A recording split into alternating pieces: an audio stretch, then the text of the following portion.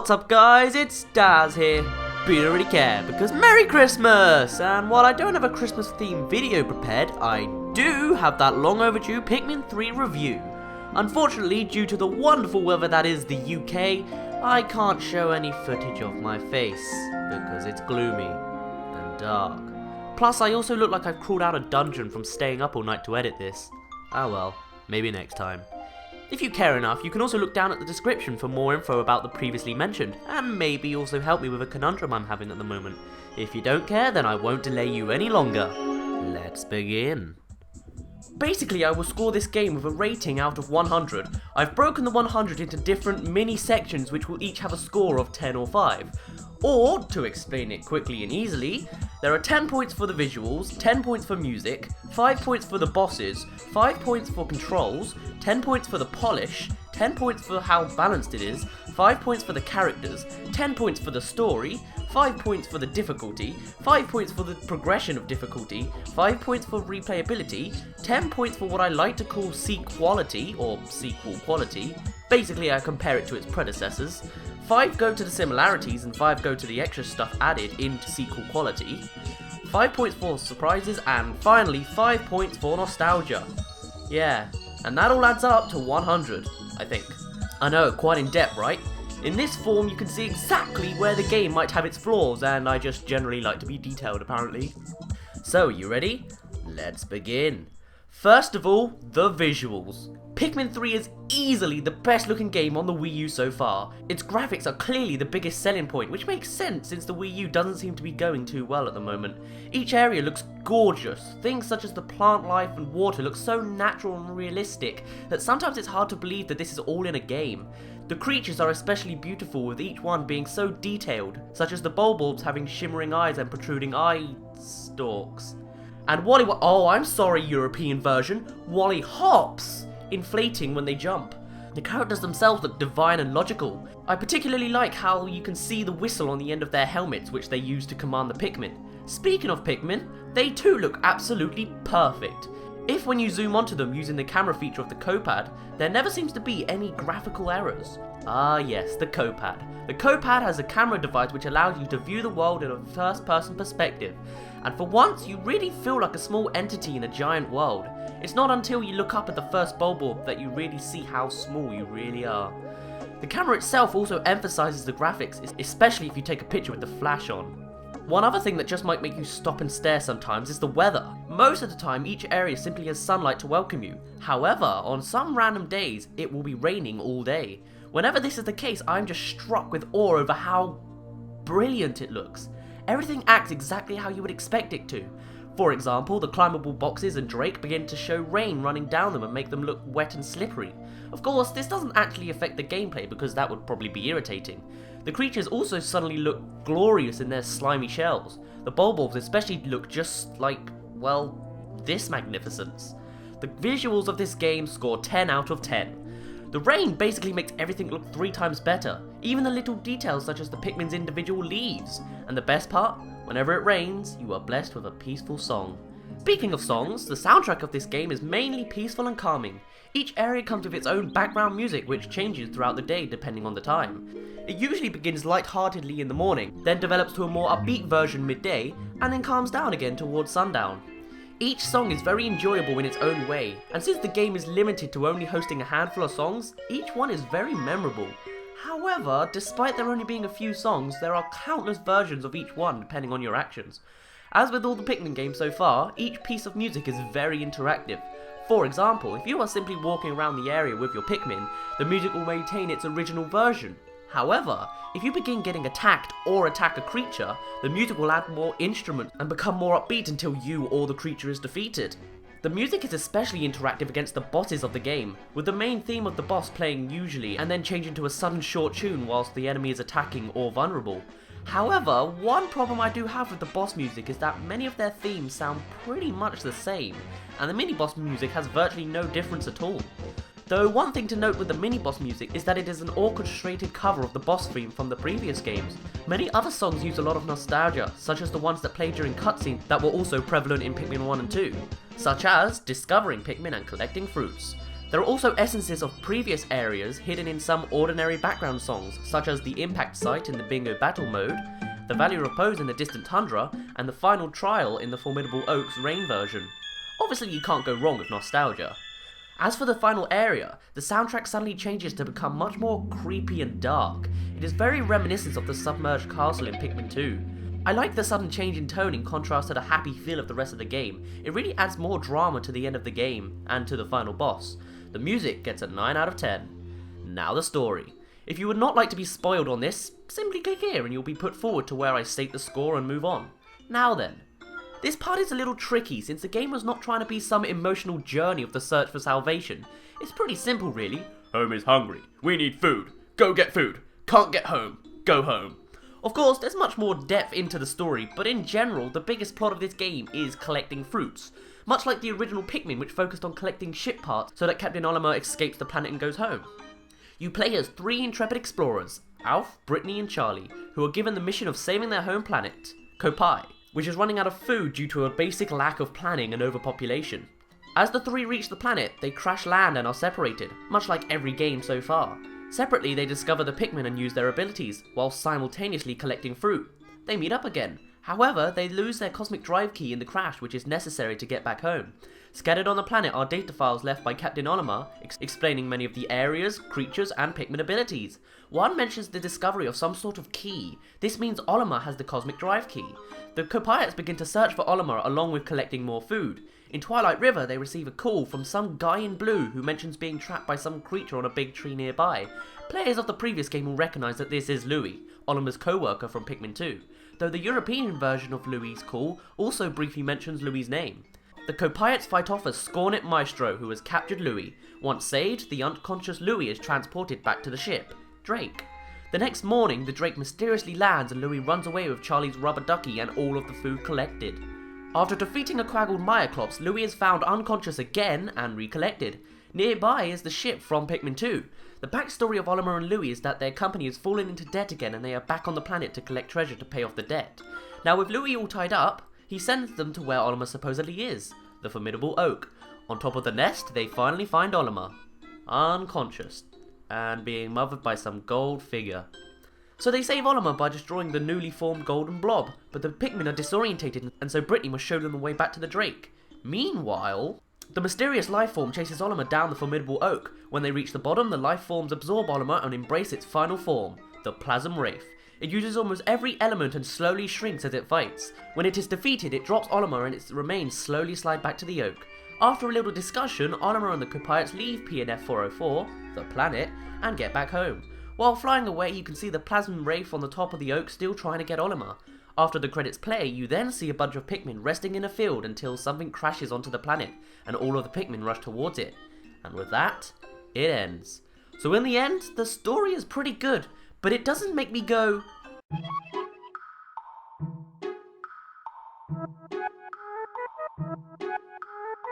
But the fact is that it doesn't want to. That being said, I do think there could have been more elements that could have been added, such as the separation of the characters. This only happens twice at the beginning of the game, and so I feel it could have been used more later in the game, or even if something else went wrong, such as an unexpected event breaking Drake down for a while so they have to survive one night on the planet. Something like that would have really perfected the story. But since the game wasn't trying to keep us on edge the entire time in the essence of story, I will give it around 8 out of 10. The boss fights in this game are easily the best of the series. The bosses themselves might not be as spectacular compared to some of the previous ones, but the method to defeat each boss is so diverse that each one becomes far more memorable. Each boss is shown at their best at the beginning and are then broken down when exposing their weakness. Whether it is simply smashing their hard shell or exposing them to light, each boss is tactically taken down, rather than throw the Pikmin and it will eventually die. The bosses themselves are quite memorable, but this is mainly because there are only 5 main ones in the game, and even then, even including the mini-bosses, that comes to an extra 5 including the clones of the Shaddy Longlegs and the Crawman. Something else I like about the bosses is that they actually have a role in the storyline, instead of simply being a matter of, oh, you're in my way. Die! It feels more like, oh, there's a signal here, is this the person we're looking for? Each boss also fights your Pikmin in a different way. The first one foolishly rams into your Pikmin and eats them whilst being stationary, whilst the second one is much more tactical and becomes invisible whenever it is not attacking you. Only when you activate its weakness does it become vulnerable. Even then, you have to multitask by performing tasks such as building bridges to defeat the boss. The boss fights breeze through with a solid 5 out of 5. Now onto the controls, which will be rated out of 5. The first thing to point out is that the option for controllers is quite immense. You can play using the TV and the gamepad, or the TV and the Wii Remote, or the TV and the Pro Controller, or the gamepad by itself. This in itself is very accessible, which I approve of. However, each version has its own flaws. I will only be comparing the gamepad and Wii Remote controls since I have no experience with the Pro Controller. So, the gamepad. The feel that was trying to be achieved with this was supposed to be more like the GameCube controller, I feel. However, I feel that controlling the movements of the characters and aiming was a major flaw in this setup. For starters, the aiming reticle is far too far away from the characters. When it is placed this far away, it is difficult to move at all, especially when trying to turn the character around. If I compare to the controls of Pikmin 2 on the GameCube, you can see that the time taken to move the reticle down and past the character is pretty quick. However, on the gamepad, the distance is so vast that it takes too long to turn around. When this is the case, the best way to move around effectively is to target onto everything so that you can easily move around but stay on target, which is an inconvenience in itself. That being said, the gamepad does use the camera very well. With an extra analog stick, you are able to manually rotate the camera smoothly and easily, which can be very advantageous as you don't need to physically turn your character around to do so. So in the end, the gamepad controls are awkward and slow, but have a good perspective. Going onto the Wii Remote and Nunchuck setup, I feel much more at ease with using this. For starters, the reticle does not affect the movement of the characters, which is great as it allows you to command your Pikmin easily without having to stop in your tracks, and so it is much more efficient in time, which is a key feature in this game. I also feel as though the swarming feature is much more easy to handle on this setup, as it feels more natural to shake a little remote rather than a massive tablet. Still, this setup also has its flaws. The biggest disadvantage over the gamepad that this has is the camera. Since there is no second analog stick, the only way to move the camera around manually is to press Z to twist the camera to where the character is facing. And whilst this is not nearly as smooth as the gamepad, I personally am quite comfortable with this movement. To move the camera on the GameCube version, you also had to press a single button to twist the camera to where you're facing. So as an old-fashioned Pikmin fan, I feel far more comfortable using the Wii Remote setup. Though it is a shame that you cannot have both awesome handling of characters and cameras. You can either go with good character handling or smooth camera angles. It is a shame, but at least there's variety. The controls of Pikmin 3 get a 3 out of 5. Now onto the characters themselves. Do I like them? Yeah. Each character has an obvious unique personality and it shines gloriously at the beginning of each day. And while there are only a handful of characters in the game, I feel I can understand each and every one of them. Starting off with Alf, he is a young and serious little mechanic who only wishes to save his planet. He doesn't seem like a negative person who always acts serious about his job. He seems more positive and motivational most of the time. Though in my opinion, he is the least interesting of the group, probably because everyone else has comedic elements in them.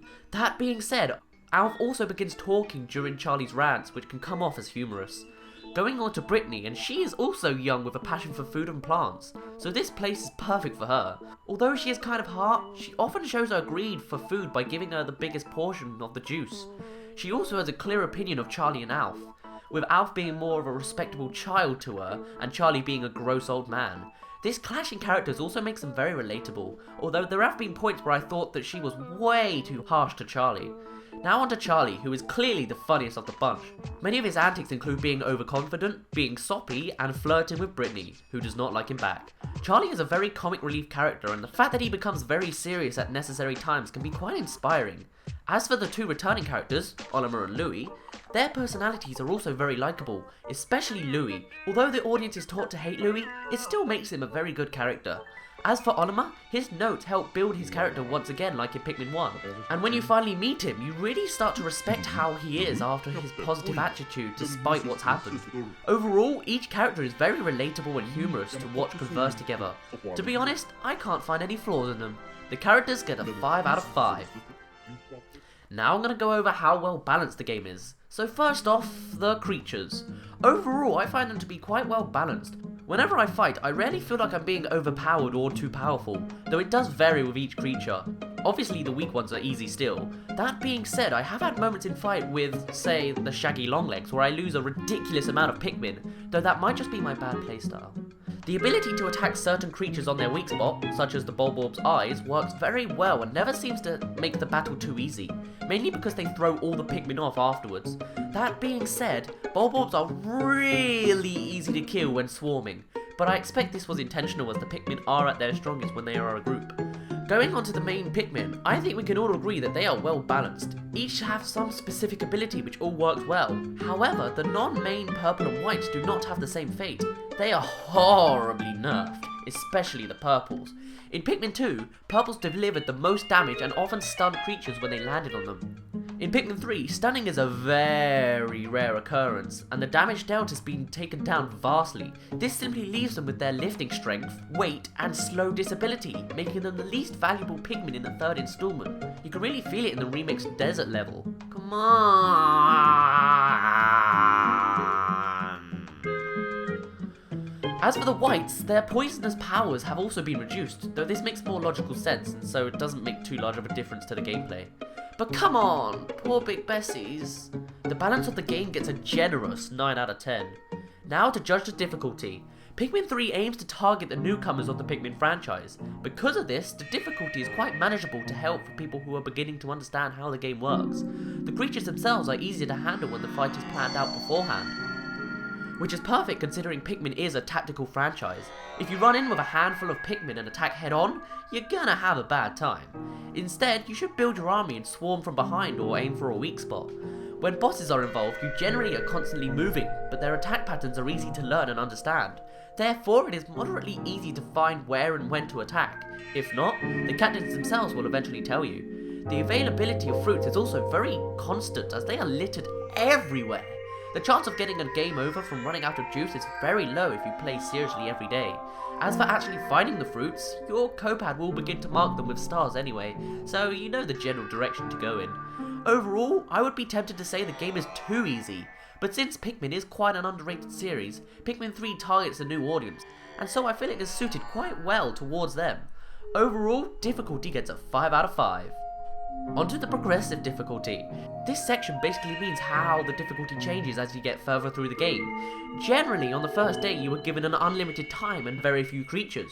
You also cannot lose any vital Pikmin. This has been the case of the previous games and stands strong in Pikmin 3 as well. When Charlie finds a yellow Pikmin, the player is only taught the controls and finds creatures at the end of the path. From here, the Pikmin are not needed in the story, and so they are expendable. This is the only case where Pikmin can be lost on day 1. The first and only creatures Alf finds on day 1 are female sheargrubs, which are harmless due to the lack of pincers. On day 2, you find an adult Bulborb and some dwarf Bulborbs, which are manageable as you can easily build an army and swarm onto them. When fighting the first boss, it is easy to dodge attacks simply by moving to the side, though it is likely to lose some Pikmin in the heat. The second boss is also quite easy, however it must be attacked using the mechanics of light instead of head-on attacking. Its attacks in general are easy to dodge and it may even seem a little underpowered. The third boss's attack only gives an element of surprise, but is manageable once you pass that stage. The fourth boss fight is very scripted but can be counter-attacked. The fifth boss is where the difficulty spikes up. I personally reset 3 times on this guy. However, if you number your Pikmin correctly and prepare yourself beforehand, you will eventually take this one down. From here, all areas are available to you, and with that, the difficulty really depends on you. For example, going to the distant tundra, you'll find it quite easy to collect the fruits outside as you only have the hazard of water and average enemies, and average creatures like the skeeter skaters and water dumbles. However, if you go into the caves, you'll find a different story. If you want the big fruit, you'll have to go through some bamboo gates, and beyond there, Bulbear. Fans of the previous game know what's so scary about this guy. He is always awake, always moving, and very powerful. Now, the clever way to go through is to sneak past him and use nearby bomb rocks against him. But if you forget or miss, it's a whole nother story. Creatures and fruits like these are only optional, but they do give you a run for your money sometimes. 3 of them?! Oh. Bye. Going on to the final boss, you will definitely feel the difficulty rise. The guy is not godly powerful, but if you are not tactical and resourceful, you will feel the pressure. The progressive difficulty also gains a 5. Let's judge the surprises the game gives us. Generally, by this I mean things that catch you off guard, whether it be a plot twist or a little addition. Pikmin 3 is full of surprises, the first of which comes before you even start playing. During the opening cutscene, you learn of the 3 intrepid explorers, and towards the end they suddenly... Something grows horribly something. You did this, didn't you? The second surprise starts in Charlie's perspective of day one. In it, you go to a cave and disturb some invisible creature. It then kidnaps Charlie. Certainly not what you expect to happen to the person you're playing as. It would make more sense to be a companion as a generic stories usually go. This next one is not really a surprise, but it can leave people in awe at times. The opening scenes for each boss. As you get used to the environment, you can tell when there's a boss. Usually you get a massive arena to fight in, but the entrances of each one can still catch you off guard, whether it be off the wall, out of nowhere, or out of the ground you're standing on. When you save Charlie, you then find an addition in the Drake between days, a floating rubber duck. Charlie's, of course. The next surprise that really caught me was when you're in Twilight River and suddenly get a call from If you don't want to be spoiled, I'd really recommend this. You get a call from Louis after being taken by a creature, and when you save him, he steals all your juice and the duck and runs off. Once you retrieve him the second time, you are gifted with a floating Louis in the Drake as well. Finally, when you come to the formidable oak to find Onoma, you then find he's taken by some golden creatures. Upon its destruction, you begin to get chased by it down the tower. Additionally, each creature you kill becomes a blob of gold, showing they are illusions. When you reach the bottom, you then fight the final boss, the Plasm Wraith. Something that caught me off guard was how diverse it was. All of its attacks were specific to each hazard, and once defeated, you see it at the top of the tower, waving revenge. And finally, to top it off, after the credits, you are gifted with the sight of something coming down to the planet. And the best part of this surprise is that it is not yet revealed to be anything. This is something we will not know until DLC or the next installment. Easily, Surprises gets a full 5 points. Now moving on to one of the things that Nintendo does best, polishing. So this part is basically the final touches of the game, which gives it that little edge to perfection. And if I'm totally honest, I don't really feel Pikmin 3 satisfies this as well as many other Nintendo games. I feel it is pretty fair to say that almost every player has experienced some kind of glitch, as the glitches are very common and easy to create. For example, pushing bags to create a shortcut, it is very easy to create a glitch where Pikmin appear to be standing on the air. Another really easy glitch is being able to break the map by throwing your partner onto a ledge of some kind and playing as them so you can walk outside of the map. These glitches clearly break the game, with the best example being if you go through the formidable oak backwards. If you do that, then things start going a bit crazy. Though if you break the arena of the sand-belching Meerslug, you can get quite an amazing view. Other glitches include Pikmin carrying fruits upside down, glitching through the Mordad's pincer, rocketing Pikmin, Nectar in the end of the day cutscene, rock Pikmin freezing, rock Pikmin stretching, drowning on land, and potentially more. However, I have a small theory as to why this game is so much more unpolished than usual. I feel that the reason is because this game was pressured by the world around it. At the time, the Wii U had just been released, but the game was not yet ready to be released. Therefore, it was delayed in the hopes that it would be better next time. As the deadline drew closer again, it still was incomplete. This got to the point where they couldn't afford delaying the game again, as the Wii U sales were plummeting and desperately needed a game which would wow the audience. The selling point of Pikmin 3 was its beautiful graphics, so I think that Nintendo prioritized perfecting the aesthetics of the game rather than the final polishing. By doing this, the game would be great and would hopefully boost Wii U sales. Maybe if Nintendo wasn't so pressured by next-gen consoles and the lack of Wii U success, Nintendo would have treated Pikmin 3 much more delicately, taking as much time as they needed to make a flawless game. But hey, it's only the final touches of the game and patches can probably fix it. The main part is in the story, gameplay and graphics, right?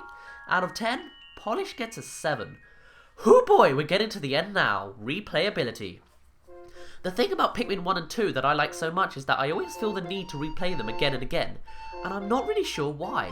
Though with Pikmin 3, I don't feel the same way. This might just be because I feel so nostalgic playing 1 and 2 again, or maybe it's because I've played Pikmin 3 3 times in a row, but I don't get the same feeling I used to. Though I am just an individual, so I may be wrong. So for this, I'd like to hear your opinion. Do you feel this game has a good replayability feature? I would certainly say this is apparent in mission mode. The fact that you can gain a score which you can strive to improve and beat your friends is one thing I can be certain makes me want to come back. But I'm conflicted with the story mode. I can see replayability in a minor situation. If I mess up one day, I can go back in time and try again. But if I wanted to restart the game, I'd have to delete my entire file, which there is only one of. If I want to play another game separately, or have a friend play their own file, I have to create a separate account and play the game again like that. It seems too much like a burden to me, but the one file thing makes sense. It is a big game, but it's a little too inconvenient. The replayability gets a 3 out of 5. Now on to the parts which make me feel like a genius. The sequality, or sequel quality. Starting off with similarities. Is Pikmin 3 similar to 1 and 2? And is it good similar? Yes. Pikmin 3 clearly is trying to be another Pikmin 1, and it certainly exceeds. You still have a time limit, albeit not so strict, and you're still out to collect stuff, but that's just the genre of the series. My personal favourite thing of the Pikmin games is the creativity of the creatures. Pikmin 1 had a total of 31 creatures, whilst Pikmin 2 expanded that to 73 creatures. But Pikmin 3 seems to amputate this number down by only adding 10 new creatures to the mix. It also seems to disregard at least 20 creatures. Another awesome feature of the previous games was the Replayability, with Pikmin 1 showing a creature montage in the credits and Pikmin 2 having its own database. The database allowed for a large amount of character development and made the Pikmin universe seem a little more realistic. But in Pikmin 3, this is non-existent. It's like they didn't even care. However, there was apparently a physical Piklopedia released only in Japan, but that doesn't seem like enough to me. The similarities to the previous games get a 4 out of 5. Now on to the extra stuff which is new to the previous games. Well, let's start off with the obvious ones. There are new and more characters. Pikmin 1 simply had Olimar, Pikmin 2 had Olimar and Louie, and Pikmin 3 has Alf, Brittany and Charlie. See a pattern here? Still no D. The new characters also have the ability to throw each other. This creates room for new puzzles and tactics. The inclusion of the gamepad also allows for the greatest invention in real-time strategies, the Go Here feature, which allows unmanned characters to move by themselves to a desired location. The mission mode also has improved to allow for online competition, indirectly of course, and self-improvement. There's also the new Pikmin, the Winged and Rock Pikmin, seeming a little too similar to White and Purple Pikmin of Pikmin 2. And they come at a cost too. The lack of Purple and White Pikmin in story mode. In fact, I think these may be the only major extras the Pikmin 3 has brought. Everything else has either stayed the same or got left behind. For example, only 10 new creatures were added and at least 20 were lost, and the Piklopedia was removed. The depth of the caves has also been limited to 1 sub-level, which makes sense I guess, but seems to shorten the game compared to Pikmin 2. The previously new Pikmin have now been nerfed terribly and pushed aside. I swear there are more things missing from the game, but I can't seem to recall them. So because of that, I will leave the extras a 4 out of 5, and that just leaves 5 points for nostalgia. So, do I feel nostalgic when I play this game? Yes, quite so. Despite the differences, this is still a Pikmin game. It follows many traditions quite well. You still have an army of Pikmin which you use to defeat creatures, conquer obstacles and collect necessities, and because of that, I feel very nostalgic. Many of the songs used are remix versions of songs from the previous game, while some sounds are almost identical. I feel that the only thing stopping the game from making me the exact same child again is the minute changes. Maybe it's the different Pikmin, or the different characters, or the lack of older creatures, but I don't feel entirely the same. But nostalgic wise, this game is very successful, and because of that, I give another 4 out of 5 for nostalgia. And so, after all of that, we get our answer. 10 for visuals, 9 for music, 5 for bosses, 3 for controls, 7 for polish, 9 for balance, 5 for characters, 8 for story, 5 for difficulty, 5 for progressive difficulty, 3 for replayability, 4 for sequel quality similarities, 4 for sequel quality extras, 5 for surprise, and 4 for nostalgia. And that comes to a total of 86 out of 100. Oh boy! My method of reviewing is apparently very nitpicky. The Pikmin franchise is my favourite franchise, and yet it only gets 86? There are quite a few flaws in this game, and for me to give a 100 out of 100 would be a near impossible feat. But hey, that's just how I roll. Now give it the stamp! So, what do you think? Do you agree? I personally don't myself, but the evidence is right there. I feel my method needs to be changed up a bit. Maybe the points should be distributed differently, though I leave those kind of suggestions to you. How should I rate each game? Maybe you think I should give 90 points to the graphics and 1 point to everything else. Maybe I should just dump the idea of nostalgia. But hey, I guess this is a learning experience. I also need to learn to shorten these things. My god, this took forever.